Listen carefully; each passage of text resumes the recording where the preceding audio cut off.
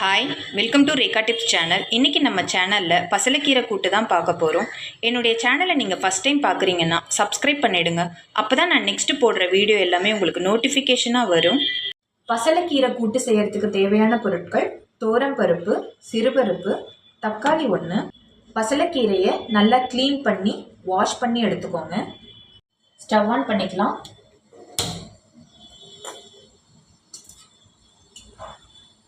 பாத்திரம் வச்சுக்கலாம். 2 டம்ளர் தண்ணி ஊற்றிக்கலாம்.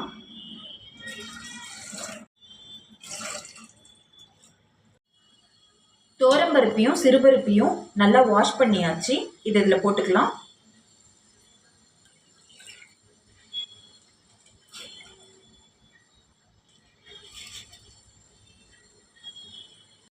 மஞ்சத்தூள் சேர்த்துக்கலாம். கொஞ்சமாக பெருங்காய பொடி,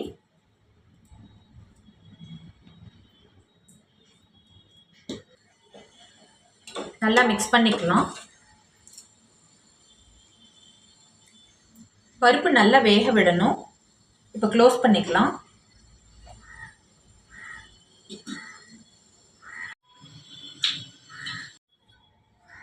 பருப்பு வெந்துடுச்சான்னு பார்க்கலாம்.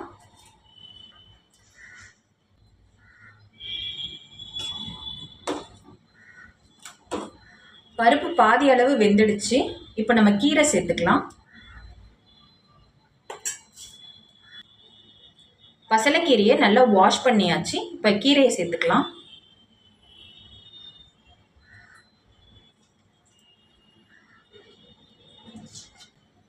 தக்காளி சேர்த்துக்கலாம்.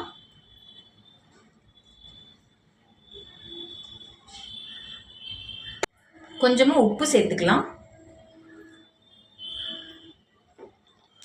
நல்லா மிக்ஸ் பண்ணிக்கலாம்.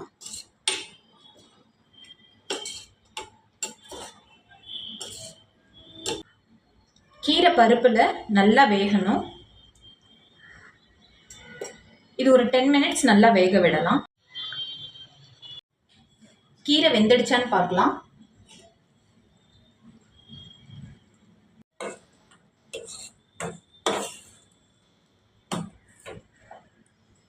கீரைலாம் நல்லா வெந்துடுச்சு. இப்போ நம்ம ஸ்டவ் ஆஃப் பண்ணிக்கலாம். கீரை கூட்டுக்கு தாளிப்பு ரெடி பண்ணிக்கலாம். ஸ்டவ் ஆன் பண்ணிக்கோங்க. நெய் சேர்த்துக்கலாம்.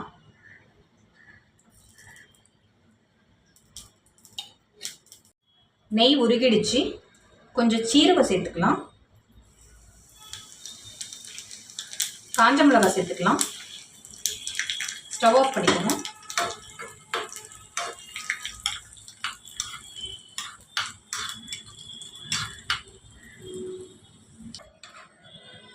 கீரை கூட்டில் இப்போ நம்ம இந்த தாளிப்பை சேர்த்துக்கலாம்.